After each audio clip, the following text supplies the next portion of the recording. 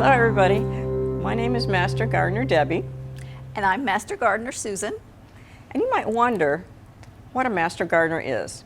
Well, Susan and I are people who just love to garden, and we love gardening so much that we decided to go back to school and learn as much as we could about gardening. So we went to a program through OSU, that stands for Oklahoma State University, and a university is basically a school for adults. Well, Oklahoma State University is located the main campus is located over in Stillwater, Oklahoma. But in addition to teaching and research, Oklahoma State University has extension centers throughout the state. So they can take the information that they learn through their research and spread it to everyone throughout Oklahoma. So we took our classes at the Tulsa Extension Center. And one of our jobs as Master Gardeners is to take the information that we learned in our classes and take it to you at your school or online or even on TV like today.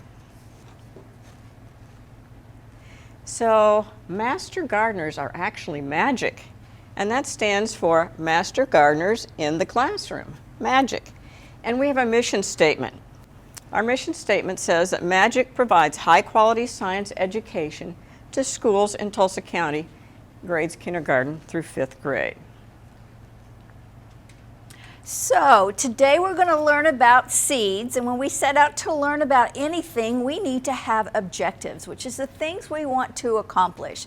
So when I got up this morning, my objectives were to brush my teeth and get dressed and eat breakfast, but today our objectives are going to be the different types of seeds from flowering plants. We're going to talk about monocots and dicots. Those are big words, but we're going to learn what they mean.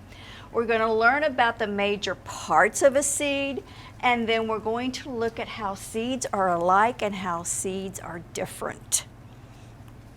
So some thoughts about seeds for us to think about before we even get started. What are seeds? And do all plants have seeds? And why are seeds important? That's a big one. Does a big seed mean it will grow into a big plant? Do seeds die in winter?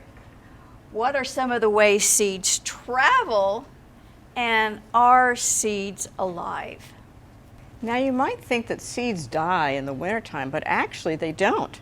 They're just sleeping, and the word for a sleeping seed is dormant. And so they're just waiting until the conditions get right in order for them to start growing. And when those conditions are right, the seed starts to germinate in the spring.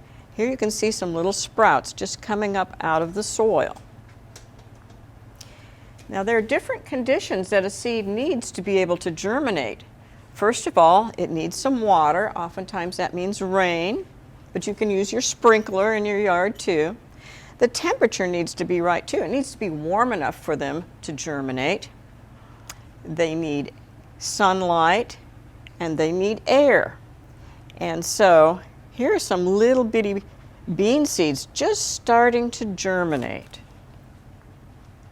So some seeds look alike. So here we have a cantaloupe and the seeds that are inside, and we also have a cucumber and the seeds that are inside.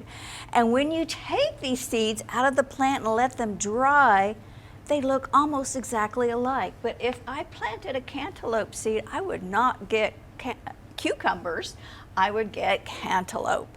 And so even though they look the same, they're not going to make anything else except from what they came from. And seeds look different. I have all sorts of seeds up here that we'll look at in a minute. But here's some sunflower seeds that we all know about. And then there's the little helicopter seeds that we see so much in the spring. And everybody knows about dandelions and how you can on a dandelion. So there's seeds look the same, seeds look different. So, does a big seed mean you're going to get a big plant? So you can see the apple seed, and from that little seed grows a great big tree. We have right here a little tiny mustard seed that will grow a plant. You can't even see it. And we have all different sizes of seeds, and then we have a great big seed. So this is a seed too, it's a coconut. So we have all different sizes of seeds that grow all different sizes of plants.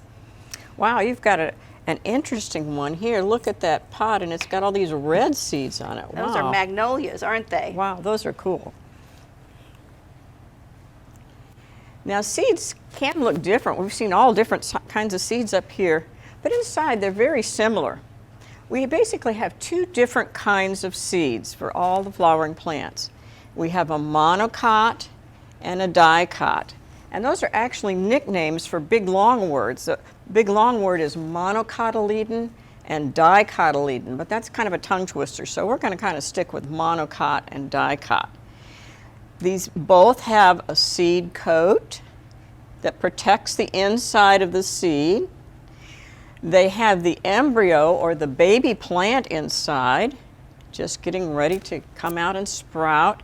And then we have the stored food that's inside the seed that helps this little baby to grow until it's actually big enough to make its own food. Now this is how these monocots and dicots germinate and sprout. Here's a bean seed. This is a dicot here. And it starts out as a seed, and then when the conditions get right, it starts to send down a little bitty root and then send up a little bitty shoot, and it finally comes out of the soil. And the interesting thing about the dicots is that when it comes out, it sends up two leaves. Okay, now the monocot, this is a corn seed, a little bit different.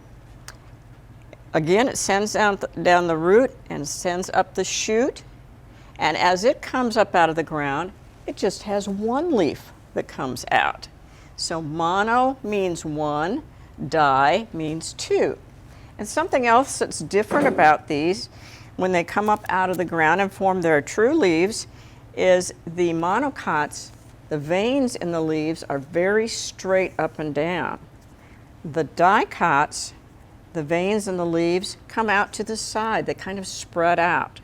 So we have monocot and we have dicot.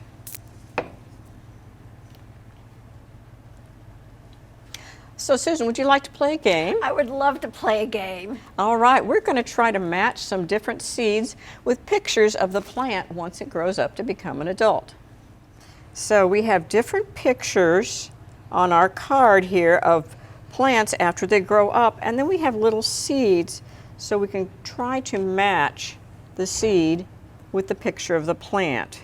Do you want to pick one and give it a try?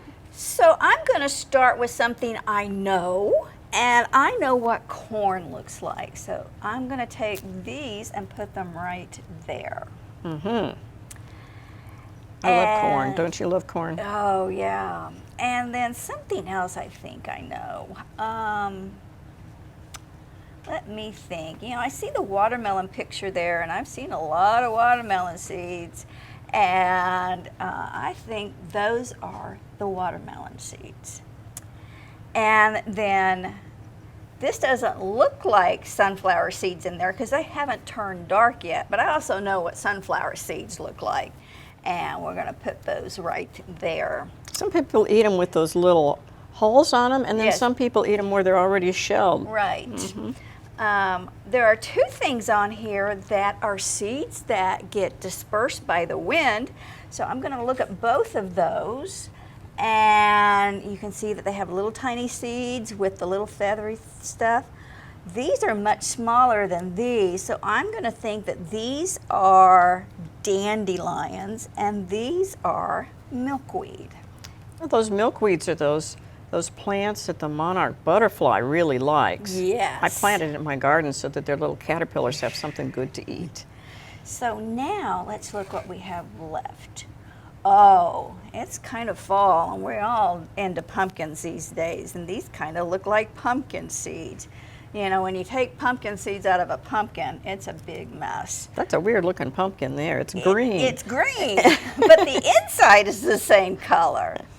So now we have some fruit seeds here, and I'm looking at the difference between these, and I'm thinking that these are apple seeds. and that these are orange seeds, and then there's only one left, and it's a bean, and the beans go right there. Very good. So let's talk about how seeds travel. Now, people travel in all kinds of ways. You can walk, you can ride a bicycle, a car, a bus, a train, a plane. We have all kinds of ways to travel. But did you know that seeds travel too? We have all kinds of ways that seeds travel as well. Now, one way that seeds travel is by exploding. Some plants, when their seed pods are dry, they pop open and they just send those seeds flying. And one thing that you might not know is something about pine cones. You've probably heard about wildfires in the West, big forest fires, and you wonder, oh my gosh, those trees all get burned up. How can they ever get more trees again? Well, certain kinds of pine cones are very tight when they're on the tree, but when they get hot, in a fire, they pop open and they spread out like this pine cone, and the little seeds come out and plant new pine trees after a forest fire. Another way that seeds travel is by floating. Oh, Susan's got a coconut there, and here's a picture of a coconut floating in the water in the ocean. When the coconut palm trees drop their coconuts into the water, they go floating away, and they might float to a totally different island and plant a new coconut tree. Something that you might see here in Oklahoma is a lily pad on a pond. And here is a lily pad pod. It's got little seeds inside, and these little seeds fall out and plant new lily pads. And then another way seeds travel is they actually don't travel by themselves, but what they do is the tree drops the seeds down, or a tomato drops its seeds on the ground, the fruits on the ground.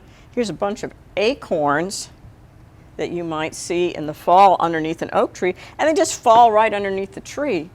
But how would you get them spread out enough to where they'd have enough room to grow?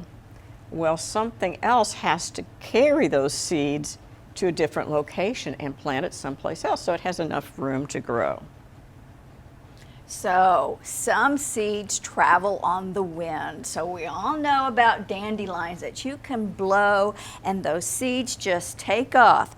So if you have seeds that blow on the wind, they're usually little tiny seeds, very lightweight, and then they have this stuff on it that almost looks like feathers, so that it catches the wind and that the wind will take it away. So you can see how the wind will take the seeds away and they float off. Also, the little helicopters, they will spin because of their shape, and they'll travel on the wind that way. And also the little elm seeds, they will travel because they're so tiny, they will just get blown everywhere. Now, stickers. Nobody likes stickers, except this is how a lot of plants get their seeds moved around. So you can see these little stickers, and we've all gotten them stuck in our socks. And you can see at the end there's these little hooks, and those hooks are designed to grab onto animal fur so that they'll get stuck to an animal and the animal will take them someplace else. These are so efficient at what they do that somebody actually invented a very important thing from studying this, and this is where Velcro was thought about, is because of these little hooks on the end of the stickers. So you can see stickers over there, and we see more stickers. So the animals are carrying the stickers from one place to another. We have animals who carry the seeds around, like the little squirrel over there is going to hide some of those for eating during the winter, and then he's going to bury them someplace. And then the birds will eat the seeds, and then they kind of poop out the seeds, and that's another way that the seeds get to travel to different places. Okay, Susan was mentioning about birds, and this is an interesting plant that you see here in Oklahoma. It's called mistletoe.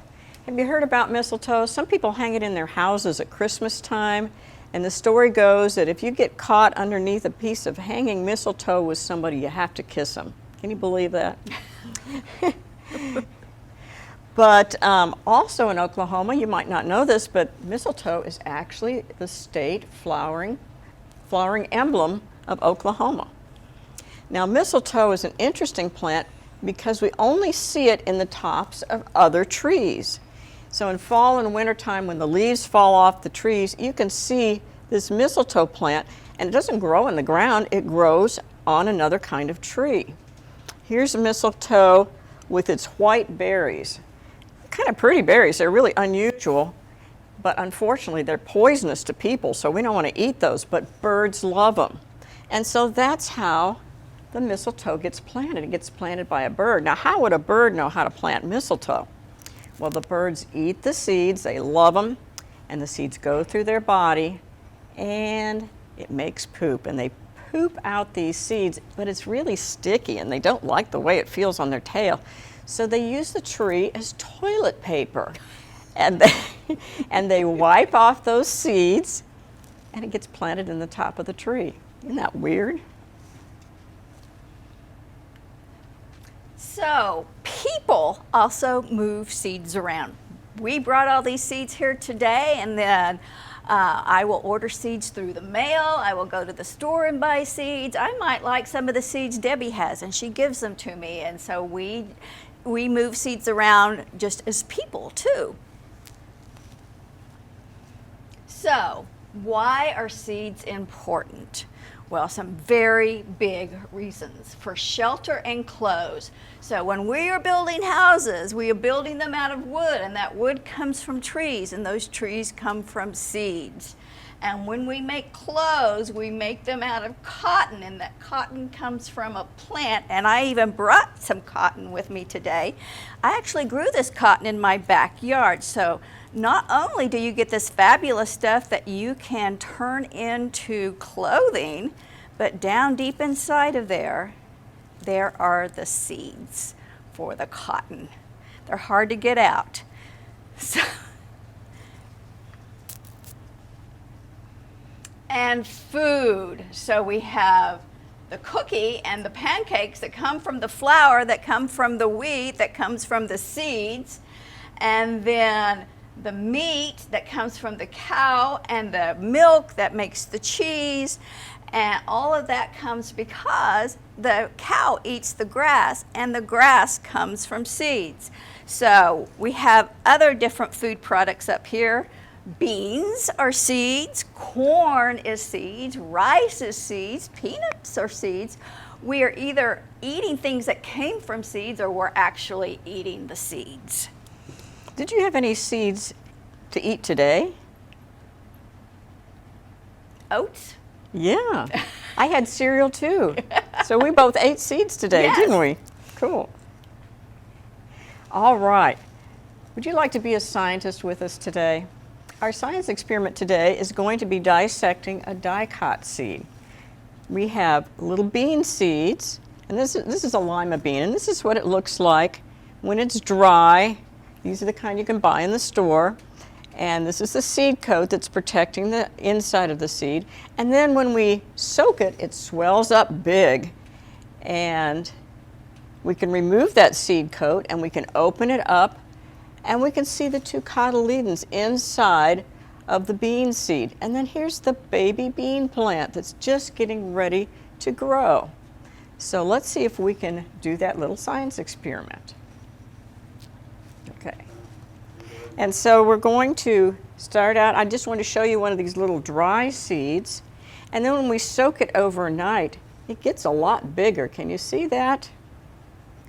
And then to get this little seed coat off, we have to kind of rub it between our fingers and peel it. And this one's kind of splitting, but we can get it open and see the two halves, the two cotyledons. And all this part in here is the food source that this little baby is going to need until it can actually start to grow and make its own food. And here's the little baby inside. It's really tiny. The leaves and the roots. So we have this little baby plant there, but that baby plant is not green, and that's because plants don't get green until they've seen the sunshine. And so that's why it's still the color of the bean. And then once those leaves come out, then they'll start to turn green once they get into the sunshine. And that's how they make their own food, right? Yes, that is how they make their own food. They use sunshine. So, did we meet our objectives today? Did we learn about the seeds of flowering plants and that they are all monocots or dicots? And did we talk about the major parts of a seed? So we have the seed coat, we have the baby plant that's inside the seed, and then we have the food source for the baby plant. And that seeds are alike and different. We have all these seeds up here that we've looked at. And then we always want to know what was your favorite part. Usually it's when we dissect out the baby plant. So thank you.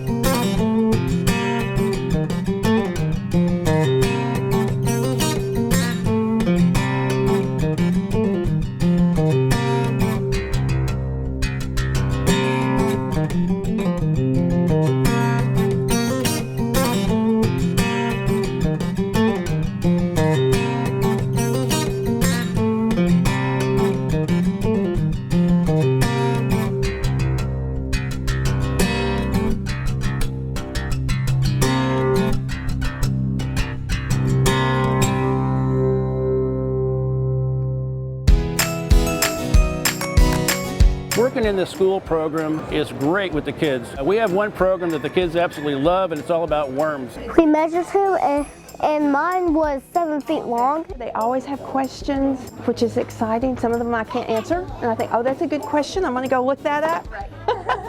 And hopefully they'll do the same. When I ask for help, they help me, and they're really nice. That sometimes it's fun to go in there because the girls are more apt to play with the worms than the boys are. Worms are special things. They need to be in the grass so that they could survive. They're cool. I'll put them in the butterfly garden. There's a lot of joy in just giving back to the kids.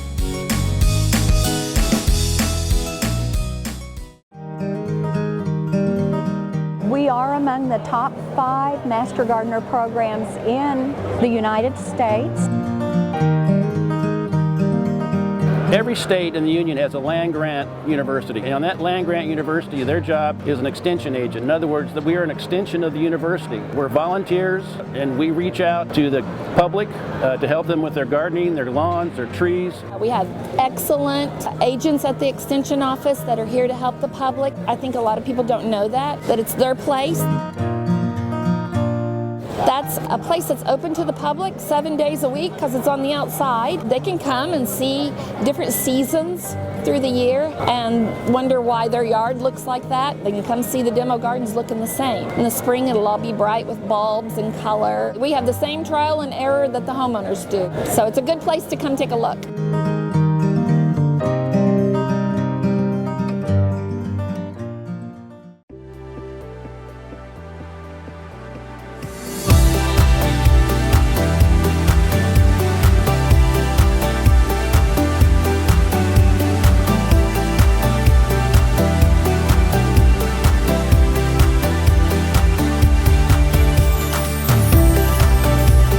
Osu Extension Center, we are an extension of the university. We're volunteers, and we reach out to the public to help them with their gardening, their lawns, their trees. I saw this class in the newspaper and I thought I may like to do that. One thing I like about this is we're university-based information. So when you talk to the Master Gardeners or the Extension office, you know you're getting kind of fact-based information. I think if anyone would want to get together with people who really enjoy digging in the soil, that this would be the perfect place to start. That is an important job. They do good. There's a lot of joy in just giving back to the kids. We got to learn how it eats and how slithery it goes. We're sharing the wonder of nature, and I think it kind of spurs them on to do some other learning. We love to beautify the community. That's a lot of what we do. There are 2 areas in town, Brookside area and down by the Blue Dome area, where plants are put in and maintained to help beautify Tulsa. Every spring and fall we plant, and hopefully when they see our pots, they know it's Tulsa Master Gardeners that help make it happen. This is coming together. Makes me feel good to help somebody else. It's a beautiful experience. When people come in and shop with us on the day of sale, they come to pick up their pre-orders, but when they go into our enormous amount of plants, they have all the expertise of Master Gardeners right at their fingertips. It's been just a great tour. I love the variety. I think this house in particular could be in many global magazines. The statistics were put together. Our 400 plus Master Gardeners volunteer enough that we equal 17 paid employees. People that call in and have a specific gardening problem. We have people walking in with twigs and bugs, and they want to know what it is. I like the activity. I like being busy and having something to do. You know, if it brightens someone's day or, you know, somebody learns something, then that's a plus. We've done a lot of different things, and hopefully we'll just continue to spread out and do more.